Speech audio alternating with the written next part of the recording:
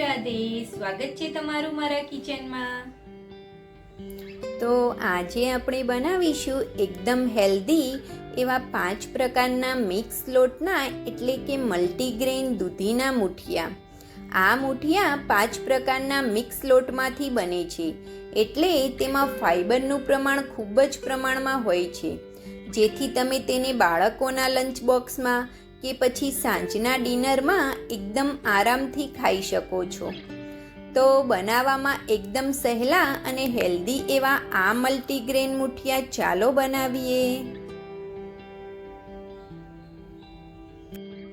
તો હેલ્ધી એવા આપણા આ મુઠિયા બનાવવા માટે મેં આ 400 ગ્રામ જેવી દૂધીનો એક ટુકડો લીધો છે।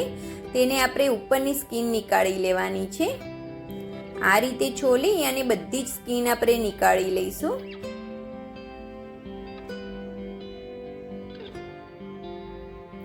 તો આપણા દૂધીની સ્કીન મેં નીકાળી અને રેડી કરી લીધી છે। હવે તેને આ રીતે દૂધી ખમણવાની ખમણીથી ખમણી લેવાનું છે। આ રીતે આપણે બધી જ દૂધીને ખમણી લઈશું। તો આપણી બધી જ દૂધી ખમણાઈ અને રેડી થઈ ગઈ છે।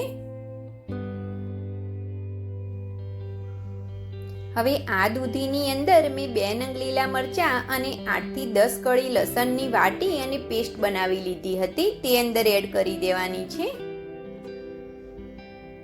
હવે તેની અંદર 1 મોટી ચમચી ભરીને આપણે મીઠું એડ કરી દઈશું।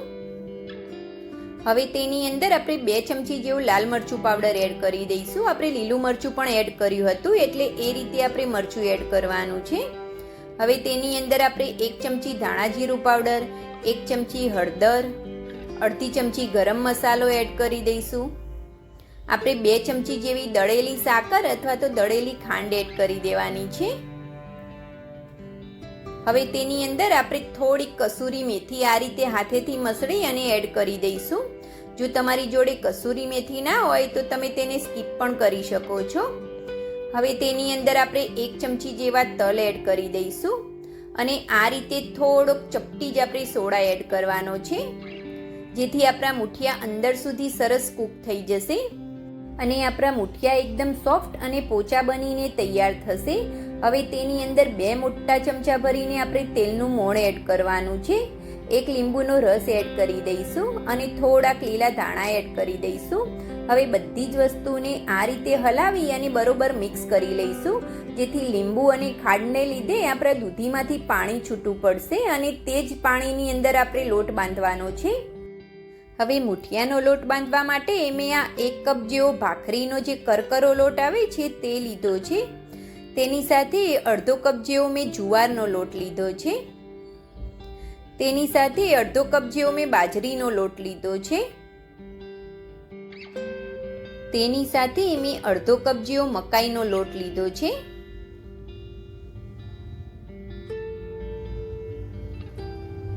સાથે જ મેં અડધો કપ ચણાનો લોટ પણ લીધો છે।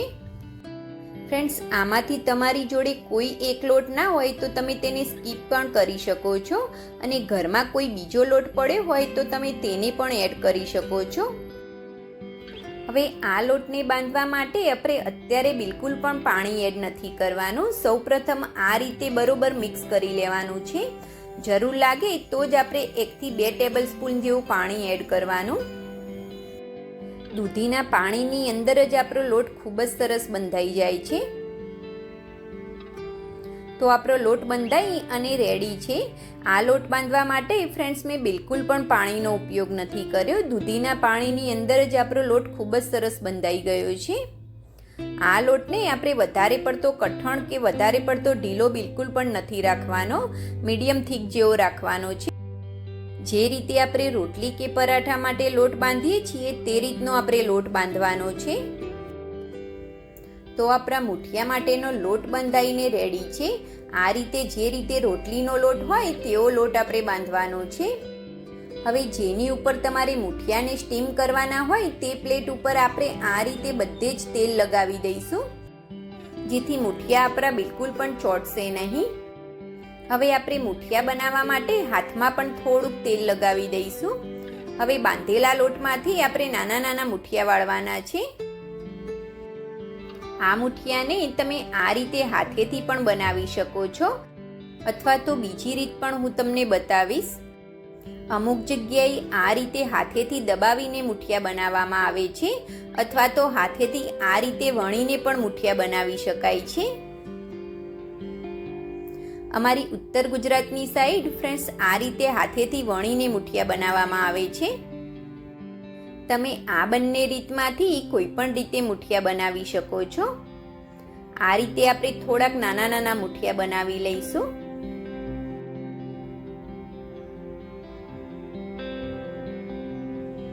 આ રીતે બંને હાથ વચ્ચે આ રીતે વણી અને મુઠિયાને આપણે બનાવવાના છે.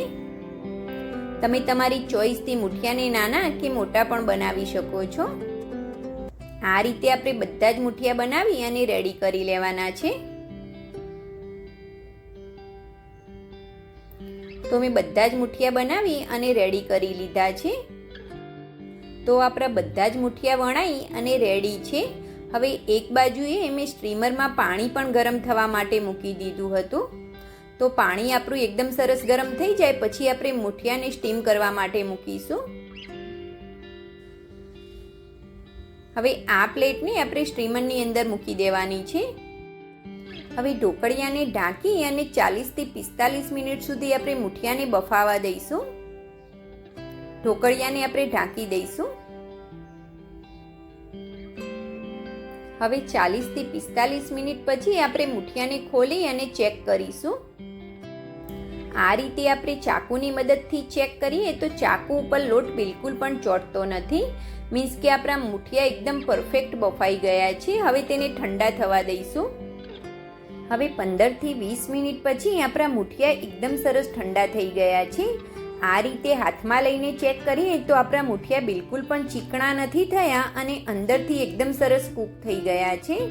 ચપટી સોડા નાખવાથી આપણા મુઠિયા અંદર સુધી કૂક થાય છે અને એકદમ સોફ્ટ અને પોચા બનીને તૈયાર થાય છે. હવે આ મુઠિયામાંથી આપણે નાના નાના પીસ કરી લઈશું. આ રીતે આપણે બધા જ મુઠિયાના પીસ કરી લેવાના છે. તમે તમારી ચોઈસથી નાના કે મોટા પણ પીસ કરી શકો છો. તો મેં બધા જ મુઠિયાના પીસ કરી અને રેડી કરી લીધા છે. હવે મુઠિયાનો વઘાર કરવા માટે આપણે એક પેનની અંદર 2 મોટી ચમચી ભરીને તેલ એડ કરવાનું છે. તેલને આપણે ગરમ થવા દઈશું. તેલ આપણું ગરમ થાય એટલે તેની અંદર આપણે 1 મોટી ચમચી ભરીને રાઈ એડ કરી દઈશું. રાઈ આપણી ફૂટવા લાગે એટલે તેની અંદર આપણે થોડી હિંગ એડ કરી દેવાની છે. હવે તેની અંદર આપણે 1 મોટી ચમચી ભરીને તલ એડ કરી દઈશું. તલ એડ કર્યા પછી તરત જ તેની અંદર આપણે મરચાં એડ કરી દઈશું જેથી તલ આપણા ફૂટીને બહાર ના નીકળે. હવે તેની અંદર આપણે મરચાંના ભાગનું થોડુંક મીઠું એડ કરી દેવાનું છે. હવે માત્ર 1 જ મિનિટ માટે આપણે આ વઘારને થોડીક વાર માટે સાંતળી લઈશું જેથી મરચાં આપણા સરસ કૂક થઈ જાય. હવે મરચાં આપણા સંતળાઈ ગયા છે તો તેની અંદર જે આપણે મુઠિયા કટિંગ કરીને રાખ્યા હતા તે અંદર એડ કરી દઈશું. હવે આ બધા જ મુઠિયાને આપણે હલાવી અને વઘાર સાથે બરોબર મિક્સ કરી લઈશું. આ રીતે હલાવી અને ઉપર નીચે કરી અને વઘાર સાથે બરોબર મિક્સ કરી લેવાના છે જેથી આપણો વઘાર બધા જ મુઠિયાની ઉપર લાગી જાય. હવે લાસ્ટમાં તેની ઉપર થોડાક લીલા ધાણા એડ કરી દઈશું. દાણાને પણ બરોબર હલાવી અને મુઠિયા સાથે મિક્સ કરી લઈશું. તો જોતાં જ ખાવાનું મન થઈ જાય એવા મિક્સ લોટમાંથી બનતા આ મલ્ટીગ્રેન મુઠિયા એકવાર ચોક્કસથી ટ્રાય કરવા જેવા છે. ફ્રેન્ડ્સ, દૂધીના આ હેલ્ધી મુઠિયાની રેસીપી તમને ગમી હોય તો મારી વિડીયોને લાઈક અને મારી ચેનલને સબસ્ક્રાઈબ કરવાનું બિલકુલ પણ ભૂલતા નહીં. ફ્રેન્ડ્સ, સબસ્ક્રાઈબ કરવું બિલકુલ ફ્રી છે. Thanks for watching. જય શ્રી કૃષ્ણ.